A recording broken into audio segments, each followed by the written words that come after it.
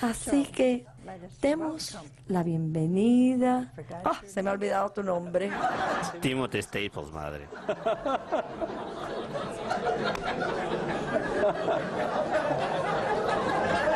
No se preocupe, madre, a mí también se me olvida.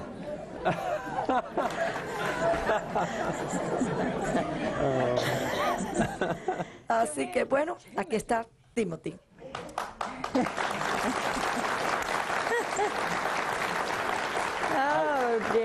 Quiero darle las gracias por invitarme.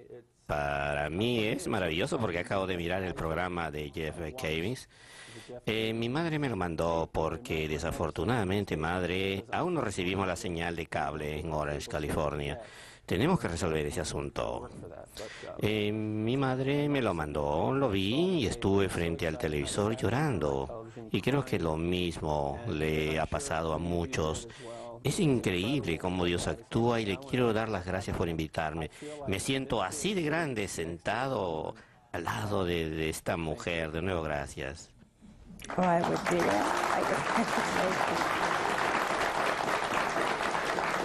Bueno, ya saben lo que le dijo el Señor a los apóstoles: mayores cosas que estas podrán hacer.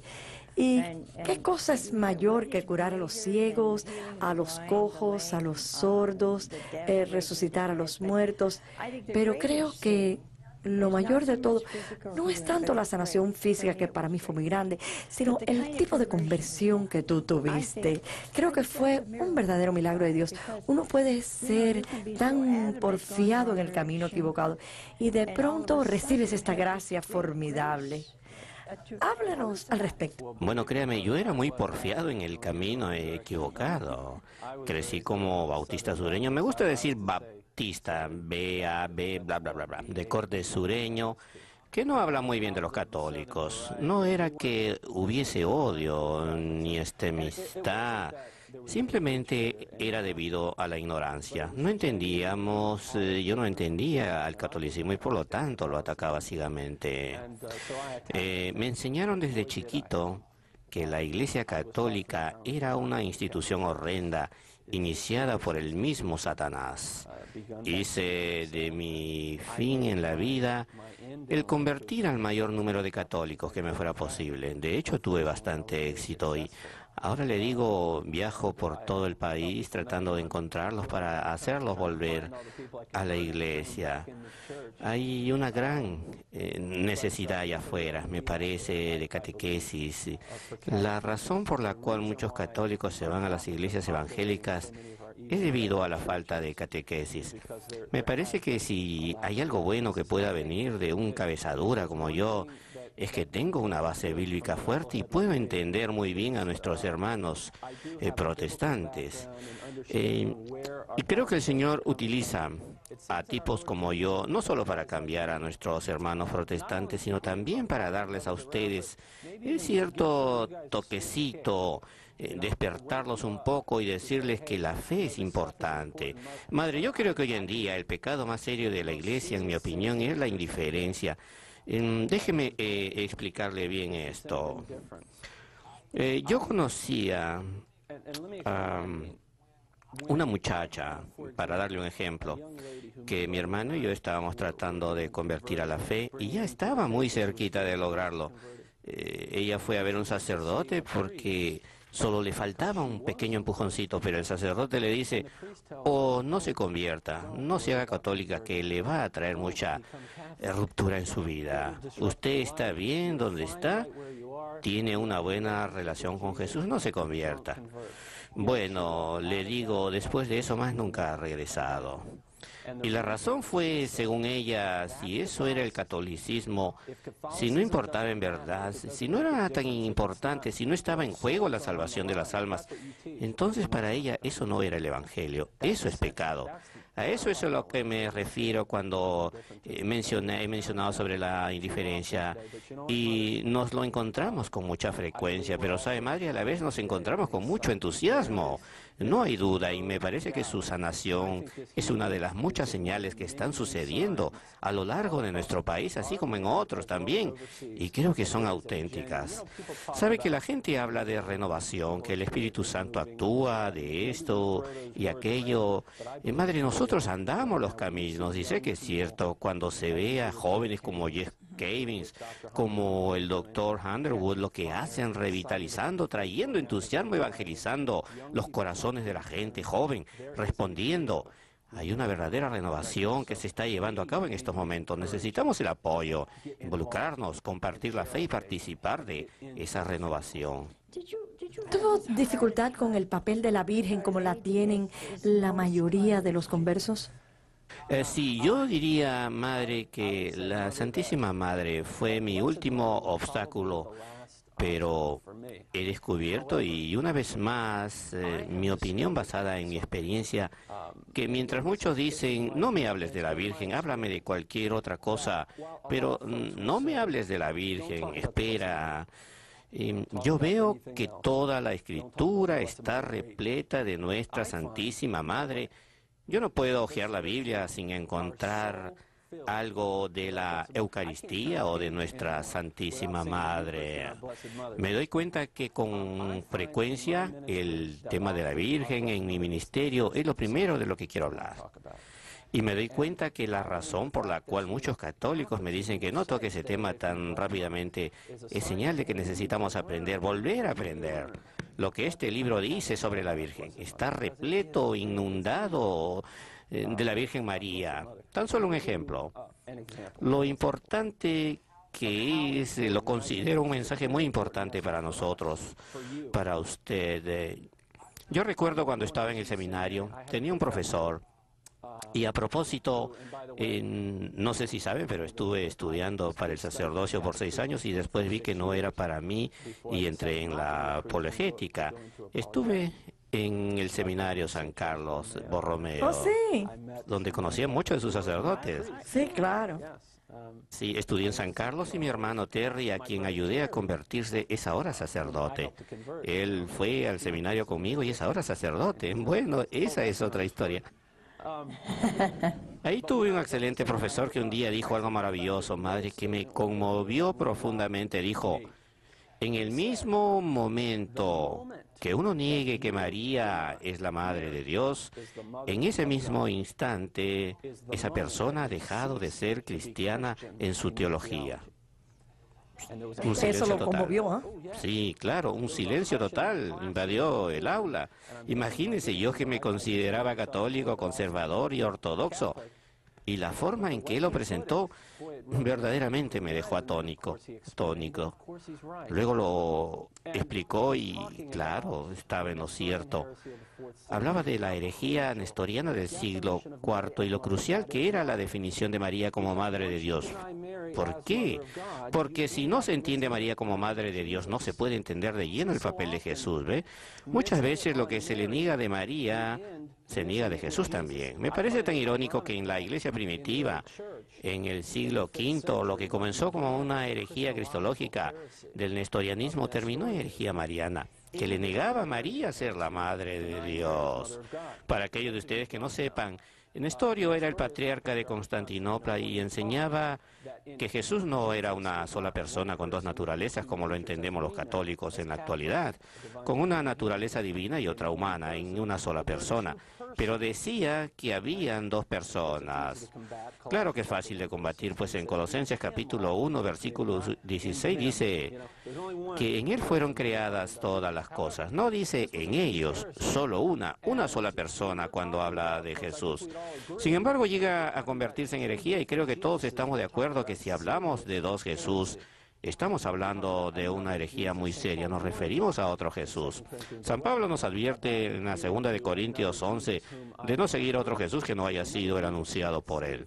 No hay salvación en ese otro. Cuando Nestorio se aferra a dicha herejía, termina negando a María como Madre de Dios. Para él María era solo la madre del hombre Jesucristo, no la Madre de Dios, porque los veía como dos personas. Bueno, señores, en mi experiencia de protestante, yo hacía algo parecido. Negaba que María fuese la madre de Dios y así llegaba a la herejía cristológica. Negaba que María era la madre de Dios y en esencia, ¿qué era lo que estaba diciendo? Que habían dos personas en Cristo. Señores, se los digo para hacerles conciencia. Creo que no tomamos en serio los dogmas marianos y la conexión entre la Virgen y nuestro Señor Jesucristo.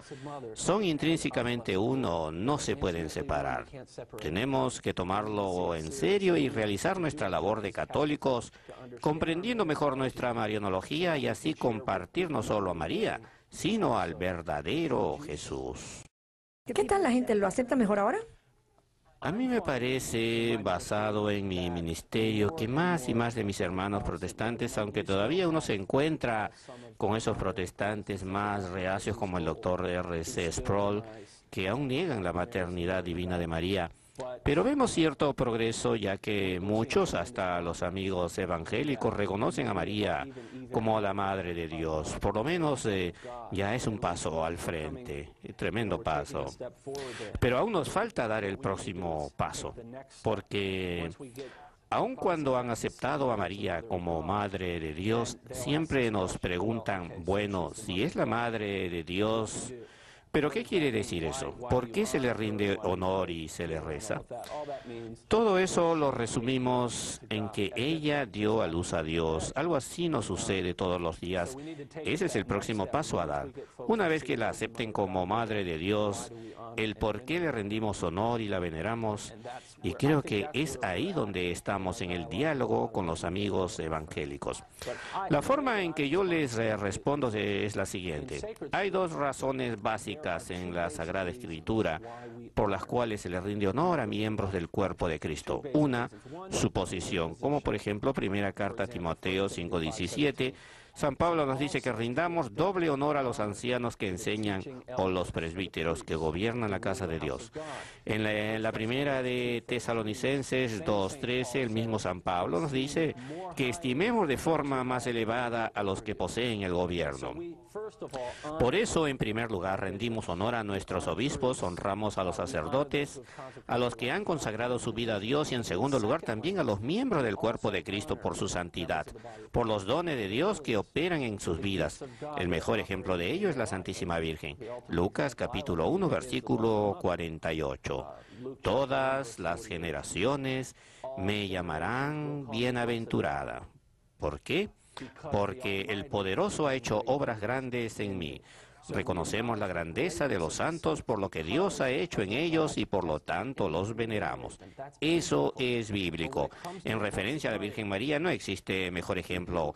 Para hablar simple y llanamente, no hay nada superior. Ella fue llamada a la obra de dar a luz al Hijo de Dios y también vivió la fe profundamente.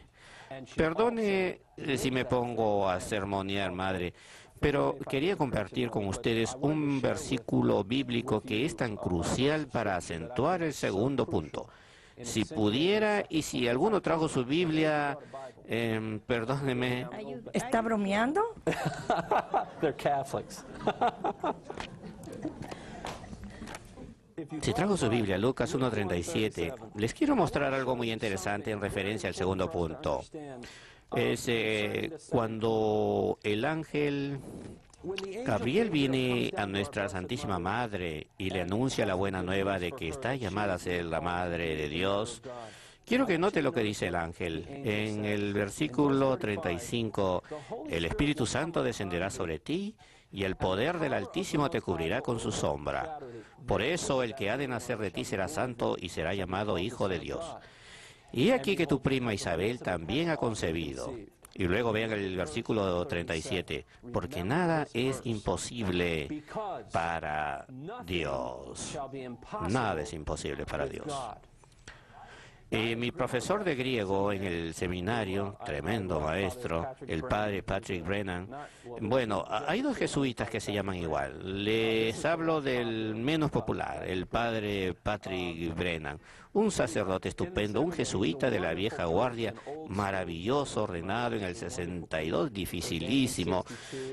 Y un día estábamos traduciendo a San Lucas, madre, y cuando llegamos a este versículo nos dice, nada peor traducido que la palabra nada aquí, porque este versículo no dice nada de nada. En verdad, el texto griego no dice nada es imposible para Dios. Así que eliminen la frase de sus Biblias. En verdad lo que dice es pon rema. O sea que cada palabra de Dios es posible. Es posible. Piensen por un instante. El padre Brennan lo hizo en clase y añadió que para la mentalidad judía eso sería un absurdo total. Para el judío la palabra de Dios no es posible. La palabra de Dios es real, más real que mi misma mano delante de mis ojos. Cada palabra de Dios es posible, no cada palabra de Dios es actual. Por ejemplo, en Génesis 1, en el principio creó Dios los cielos y la tierra era caos y confusión, ¿no es así? Y dijo Dios, que se haga la luz. Versículo 4, ¿y qué pasó? Hubo luz. No decía el sacerdote que a la misma vez que Dios decía que hubiese luz, no se había terminado la frase aún, ya era realidad, sucedía, porque la palabra de Dios es siempre actual. Y aquí el ángel dice, cada palabra de Dios es posible. Esto no tiene sentido al judío. Tiene sentido si eres católico. Lo que está diciendo es que toda palabra es posible para Dios. La palabra rema es muy importante. Significa palabra, rema. Rema connota revelación, la revelación de Dios. La palabra del profeta es rema. Si yo fuera bautista, les pediría que respondieran con un amén. Para que me entiendan, cada palabra de Dios es posible. Eso quiere decir, cada palabra representa todas las palabras de Dios dichas por los profetas en el Antiguo Testamento. Toda palabra de Dios es posible. Y mira el siguiente versículo. He aquí la esclava del Señor, hágase en mí según tu rema. En nuestro idioma no captamos la conexión entre las remas. Rema, rema. Toda rema es posible. ¿Qué cosa es rema? Toda palabra pronunciada por Dios en la tradición oral o la palabra escrita. Que se haga en mí según tu rema. ¿Y qué pasó? La palabra se hizo carne y habitó entre nosotros.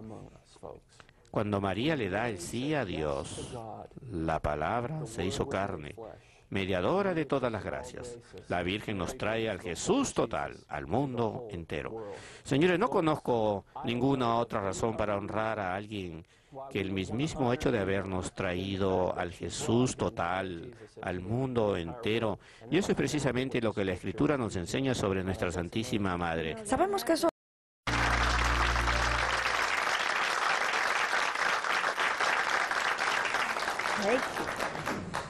Tim, ¿sabes que es un fenómeno muy interesante? Que si mencionas Dios mediante el quinto dogma sobre Nuestra Señora como corredentora, mediadora y abogada, pues se forma un tremendo alboroto, no de protestantes, pero de católicos. Sí, creo que desafortunadamente, hace poco me preguntaba un sacerdote sobre lo de corredentora. ¿Qué piensas? Eso no es enseñanza católica. Yo le dije que sí, que lo era. Creo que lo que pasa es lo siguiente, madre. Lo hablábamos durante la pausa de forma sencilla. La infalibilidad papal no fue definida ex cátedra hasta 1870. ¿Quiere decir esto que los católicos no creían en ello antes de 1870? Por supuesto que no. Era enseñanza del magisterio ordinario, era una doctrina general y era en verdad doctrina infalible antes de ser definida ex cátedra. No podemos llegar a la conclusión que algo no es doctrina católica por el simple hecho de que no haya sido declarada ex cátedra por el magisterio extraordinario. En verdad yo me he topado, madre. Bueno, aquí entramos en otro tema. He encontrado en mis estudios de la fe católica mucho sobre la Virgen María y si comienzo a dar brincos aquí y ahora... No puedes, estás pegado al piso. Oh, ya veo, ya veo. Yo me he encontrado con tantas evidencias al respecto en los padres más antiguos de la Iglesia. Por ejemplo, se menciona a María como la nueva Eva, la nueva Eva. Uno de los primeros documentos, la epístola de Diogneto en el siglo I, escrito quizás alrededor del año 80 después de Cristo, escribe, no menciona a María, pero sí habla de la nueva Eva que no peca. En el diálogo contra Trifón de Justino Mártir, escrita alrededor del año 150 después de Cristo, se menciona a María como la nueva Eva. Y luego San Irineo, alrededor del año 180 después de Cristo, hace una afirmación muy definida y explícita acerca de lo que ello significa. María como la nueva Eva. San Irineo dice que el nudo que fue atado por la desobediencia de por la desobediencia de Eva, fue desatado por la obediencia de María. Por lo tanto, se convierte ella en la causa de nuestra salvación. Eso es en el año 180 después de Cristo. Ya ha sido enseñado a lo largo de la historia de la Iglesia.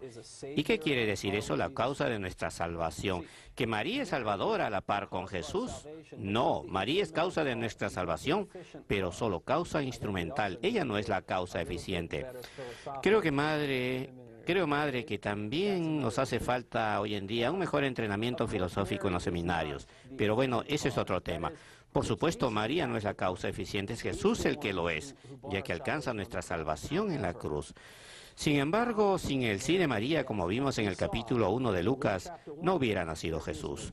Sin el sí de María al pie de la cruz, y quiero añadir algo, quizás les enseñe algo a ustedes que son católicos de toda la vida. Déjenme ver si puedo. Quiero compartir algo sobre María como la nueva Eva que quizás nunca hayan oído. En el capítulo 2 de Lucas, versículos 34 y 35, el profeta Simeón se dirige a la Santísima Virgen, los bendice y le dice: este niño está puesto para caída y elevación de muchos en Israel.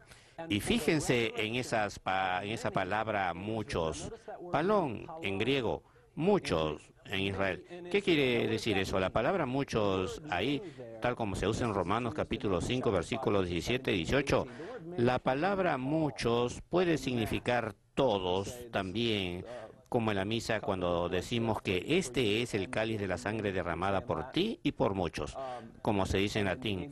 En nuestro idioma no existe contradicción porque puede significar muchos, en este caso los redimidos, pero a la vez también significa todos porque la Eucaristía es en última instancia para todos. Espero que no haya confundido a nadie aquí. Verdaderamente no está mal traducida, aunque muchos hayan protestado. No presenta ningún problema. Lo más importante, este niño está puesto para caída y elevación de muchos en Israel y para ser señal de contradicción. Por supuesto, el libro que escribió el Santo Padre está basado en este pasaje. Signo de contradicción, entonces, ¿qué es lo que nos dice? Que Jesucristo, el Hijo de Dios, vino a morir por todo el mundo, ¿no es así? Vino para hacer caída y resurrección de muchos en Israel. Pero fíjense ahora en el próximo versículo. Y a ti misma le dice a María: una espada te atravesará el alma, para que las intenciones de muchos corazones, la misma palabra en griego, ekpalon cardión, las intenciones de muchos corazones, los pensamientos queden al descubierto. La palabra griega ahí, diologsmoi, que significa pensamiento, es de donde sacamos la palabra diálogo. Es el diálogo del corazón, es ahí donde se lleva a cabo la redención. Y fíjense, Jesús va a morir por cada uno de nosotros y una espada te atravesará el alma, le dice a María. No se refiere al cuerpo. María no sufrió el martirio corporal, no es así, pero ¿por qué es ella la reina de los mártires? Porque sufrió más que todos los mártires juntos cuando murió con su hijo al pie de la cruz. No hay mayor sufrimiento que el sufrimiento espiritual. Déjenme darles un ejemplo, damas. ¿Quién cree ustedes que sufre más, el bebé de 2 días de nacido que agoniza por una enfermedad? ¿O la madre que está a su lado sin poder hacer nada. La madre, por supuesto. Sabemos que el sufrimiento espiritual es mucho más fuerte que el sufrimiento físico. María murió junto a su hijo al pie de la cruz. Piensen en esto y como resultado, usted y yo estamos llamados a la redención. María estuvo al pie de la cruz como la nueva Eva y lo pudo hacer por la fe, mientras que la Eva del Antiguo Testamento lo hizo por medio del fruto de un árbol. Lo comió y la muerte fue el resultado para todos sus hijos, para todos nosotros. María, por la fe, al pie de la cruz, quiso ayudarnos y con su fe unió sus sufrimientos a los sufrimientos de su Hijo y en su agonía, que nunca llegaremos a comprender, unió sus sufrimientos y se convierte en nuestra madre, la madre de la Iglesia, como la declara Vaticano II, la madre de todos nosotros y corredentora con su Hijo, no hasta el mismo nivel, sino como la nueva Eva, íntimamente unida a nuestra salvación. Y algo muy interesante, en San Juan capítulo 19, cuando Jesús está en la cruz, usted, madre, ya lo había mencionado, Jesús está clavado en la cruz, pero no puede morirse hasta no darnos primero a su madre. Mira, Juan, y sabemos que algo especial sucede porque está en la cruz y baja su mirada a Juan y ve que la mamá de Juan estaba ahí. ¿Y qué es lo que hace? Le dice a su madre, mujer, he ahí a tu hijo, refiriéndose a Juan, y luego a Juan, he ahí a tu madre. No sé de ustedes, pero si yo fuera la mamá de Juan, allí mismo le hubiera aclarado a Jesús, es mi hijo, no me lo tienes que decir. El poder del Espíritu Santo le dio la gracia de saber lo que estaba pasando. Esa es mi pobre opinión. Pero lo que les digo ahora no es una opinión.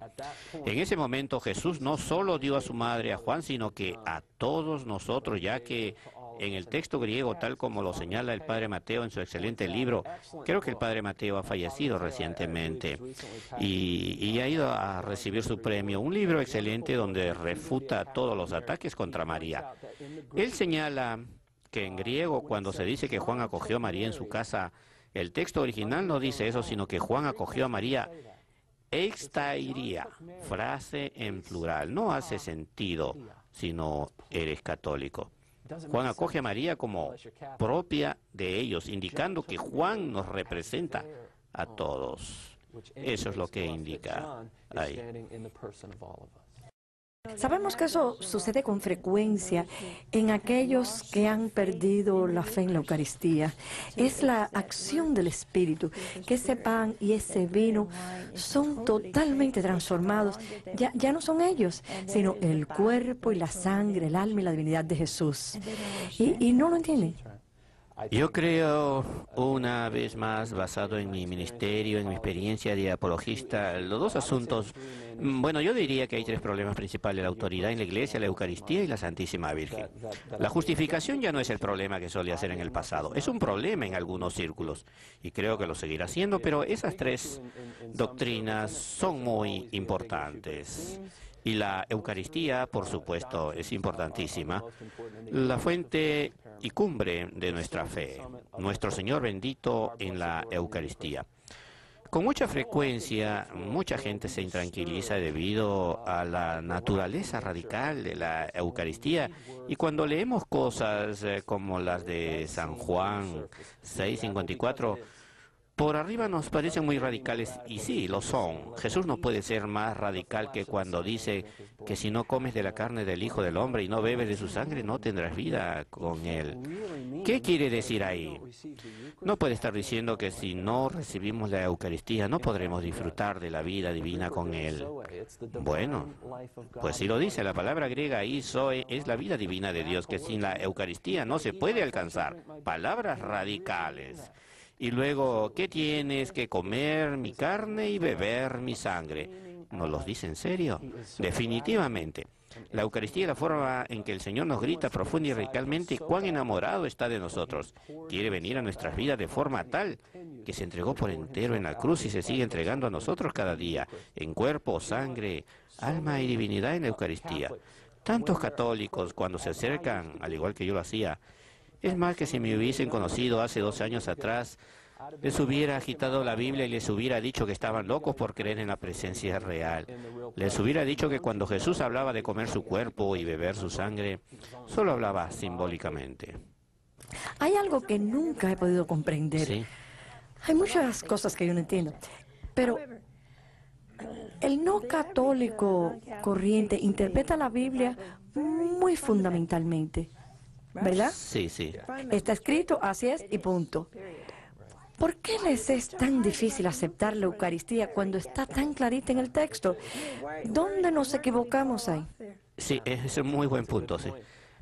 La respuesta que yo daba y que oigo con frecuencia es, tiene que ser, debido a la índole radical de la afirmación. Tiene que ser que. Tiene que ser simbólico, porque es muy radical. Lo puedes confundir con canibalismo o negar un versículo del Antiguo Testamento, de Levítico 17:8, donde se prohíbe consumir sangre. Eso no era permitido. Por lo tanto, Jesús tenía que hablar de forma simbólica. Claro que se puede refutar basándonos en la Escritura y mostrándoles que, primero que nada, no es canibalismo porque no está bajo la forma de canibalismo. En la Eucaristía, el Señor viene a nosotros verdaderamente en cuerpo, sangre, alma y divinidad, de forma eucarística, no en forma de canibalismo. Es de otra forma o bajo otra apariencia en los accidentes de pan y vino, entonces eso queda eliminado. En cuanto a la objeción de Levítico 17:8 sobre la prohibición de la sangre, lo primero en señalar es que la ley levítica ya no tiene validez. Lo sabemos de la carta a los Hebreos capítulo 17, versículo 11, y en todo el Nuevo Testamento donde la ley de Levítico ha quedado superada. Yo les digo a mis amigos protestantes, madre, que si me van a criticar por eso, que entonces cuando uno dé a luz a un niño, cuando la esposa dé a luz, que vayan al templo y ofrezcan 2 tórtolas, si eres pobre, porque eso es lo que dice Levítico 12:8, ¿no es así? O si tienes dinero, que ofrezcan una res. Yo no veo a nadie parado en fila para hacer eso. Sería buscar y escoger versículos, aunque en verdad, en el meollo de todo, madre, no es cuestión de estarse tirando a la cara versículos de la Biblia. El secreto es la gracia. Hay falta de fe. Hay falta de fe y necesitamos rezar porque podemos y debemos dar todas las razones del mundo, porque como católicos estamos llamados a responder y dar respuestas inteligentes y bíblicas, pero necesitamos entender algo primero, y es que podemos dar todo tipo de respuestas a ese hijo testarudo que no es católico, pero hasta que uno se ponga de rodilla y rece por él día a día y ofrezca sus sufrimientos, sus sacrificios, no verán la verdad, porque es cuestión del corazón. ¿No lo cree usted así, madre? Es la gracia de Dios. Sí. Necesitamos arrodillarnos y pedirle a nuestro amado Señor que nos dé la gracia de creer.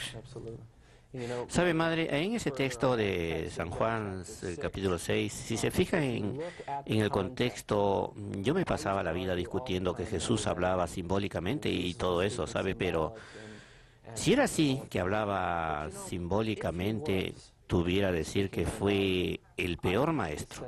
Y no creo que querramos decir eso de nuestro Señor.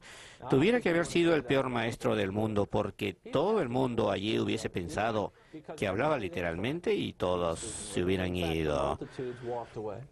Los discípulos empiezan a ir, entonces se vuelve a Pedro y le dice, ¿también tú me abandonas?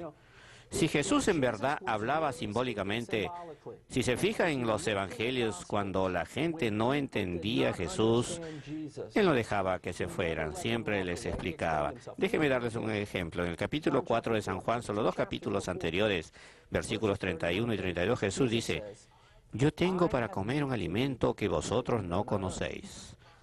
¿Y qué hacen los apóstoles? Me puedo imaginar a Santiago dándole un codazo a Juan y diciéndole, tonto, se te olvidaron los emparedados de atún. Pensaron que Jesús se había escondido algo para comer porque a ellos se les había olvidado traer comida. Tengo para comer un alimento que vosotros no conocéis. Pensaron que Jesús escondía algo. ¿Qué es lo que hace Jesús? ¿Les dice tontos? No le dice eso. Les dice, el alimento que les hablo es hacer la voluntad de mi Padre. muy sencillamente. Los apóstoles, ya entendemos, pueden mirar en los evangelios. Lucas 8, otro buen ejemplo, es Mateo 16, del 6 al 12. Lo mismo de siempre, que tengan cuidado con la levadura de los fariseos. Y una vez más los apóstoles piensan que habla de emparedados. Pero les dice que la levadura de los fariseos representa sus doctrinas. Les explica, no los confunde. ¿Cree usted sinceramente que si toda la multitud hubiese pensado que Jesús hablaba literalmente, Él los hubiera dejado marchar así como así, sin explicarles las cosas? Yo creo que hubiera estado obligado por justicia divina a explicarles, ¿no cree? Nuestro Señor no los hubiera enviado si hubiesen tenido alguna duda. Él quería decir algo y me prueba que estaba listo no solo a enviar a sus discípulos, pero inclusive a sus apóstoles. Y uno tiene que estar muy seguro para estar dispuesto a hacer algo así. Él no se las iba a jugar así como así, y nosotros tampoco. No, nosotros tampoco lo haríamos, ¿no? Desafortunadamente hoy en día, madre, ¿a cuántos de ustedes no les han soltado palabras como transignificación y otros errores muy peligrosos que se enseñan dentro del catolicismo? Y sabe, madre, es interesante. El católico promedio que viene a la iglesia se está educando gracias a personas como esta, a cadenas como esta, a programas de radio. ¿Sabe una cosa? Personas como estas aquí no lo van a permitir. Es la Vox Populi, la voz del pueblo que se alza y quiere la verdad, y no nos conformaremos con menos. Se lo aseguro. Bendito sea Dios. Ir a las llamadas ahora. Tenemos una llamada. ¿Aló? Hola, madre. ¿De dónde llama? De Kentucky. Ok, bien. ¿Y cuál es su pregunta? Tengo una pregunta para ti. Primero que nada, madre, le puse un cheque en el correo. Algo para ayudarla. Gracias. Usted tuvo que haber tenido algo muy difícil de sobrepasar cuando se convirtió al catolicismo. ¿Alguna barrera, algo que de verdad lo apretó y que se tuvo que darse varios golpes de cabeza para llegar a una conclusión? Y algo final, ¿qué tal el resto de su rebaño? ¿Cómo reaccionan con esto de su conversión? Muy buena pregunta, muy buenas preguntas. Como dije antes, pienso que la Virgen fue un gran obstáculo para mí, pero honestamente, la parte más difícil no fue la teológica, porque veía la realidad, veía la verdad. De hecho, yo luché muchísimo, yo vivía virtuosamente, vi la verdad y aleluya. Pero aún en ese momento, no me daba por vencido. No quería ser católico y no lo tenía en mis planes, pero bueno. Pero tú querías hacerlo. Yo quería ser pastor, que mi esposa tocara el piano mientras yo predicaba el evangelio. Eso era lo que yo quería, cada domingo.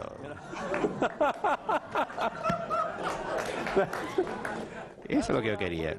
¿Y por qué no puedes ser un buen católico con una bella esposa que toca el piano? No me daba cuenta de eso entonces. Ahora sí estoy en eso, ya que no estoy casado aún. Tienes que rezar. Espero que no estés casado si andas buscando. Sí, estamos en eso, madre.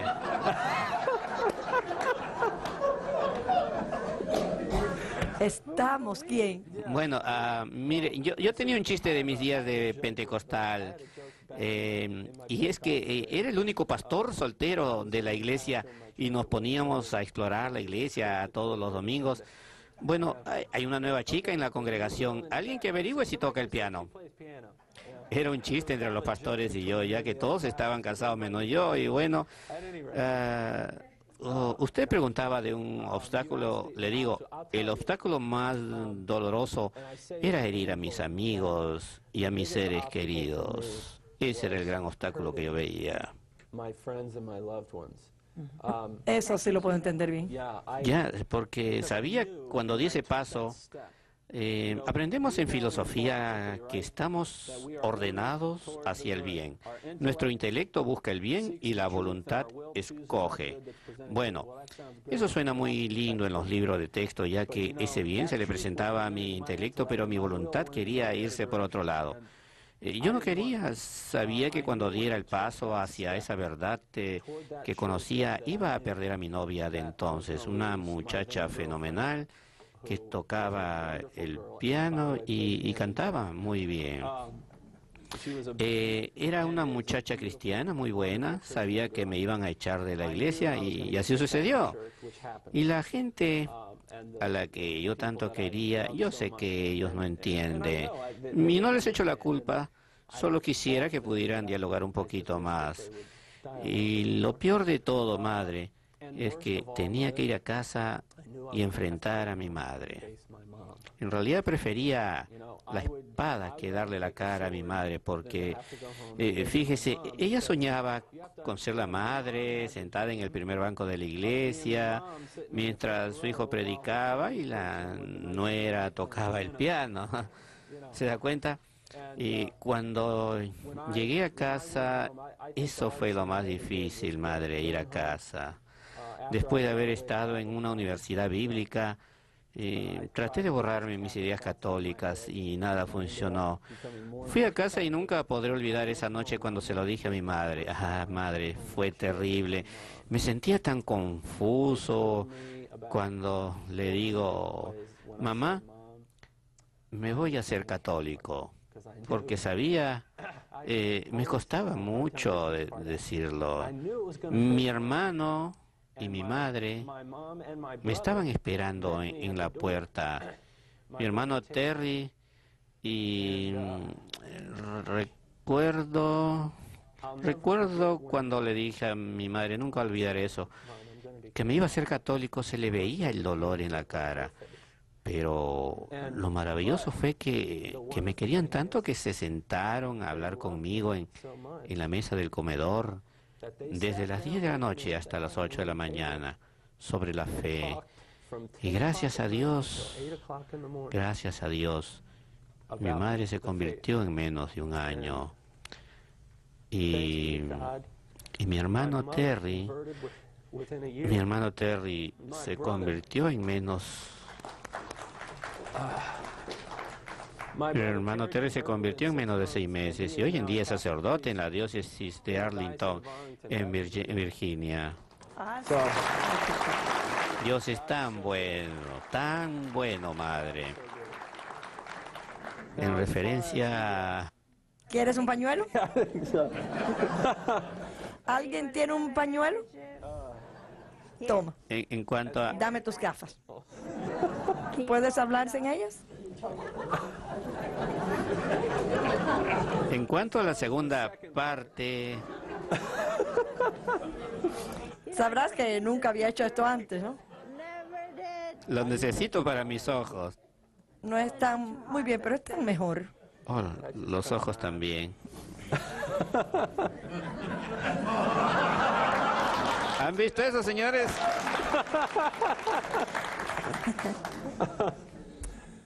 Bueno, en cuanto a la segunda parte de la pregunta, le puedo decir al señor que llamó, gracias, gracias, gracias. Soy un bebé grande. Mi hermano y yo hemos visto en los últimos 10 años una gran cantidad de conversiones. Toda la familia nuestra se ha convertido. Solo un hermano falta, pero está en el proceso. Él acaba de bautizar a su niño como católico, solo que quiere ser pagano un poquito más. Mi hermano mayor se convirtió, mi padre también. Eso fue un milagro. Le tomó 5 años, pero le digo lo que ha pasado y le puedo dar muchos ejemplos, como el de un buen amigo mío de la iglesia que oyó que yo me había convertido.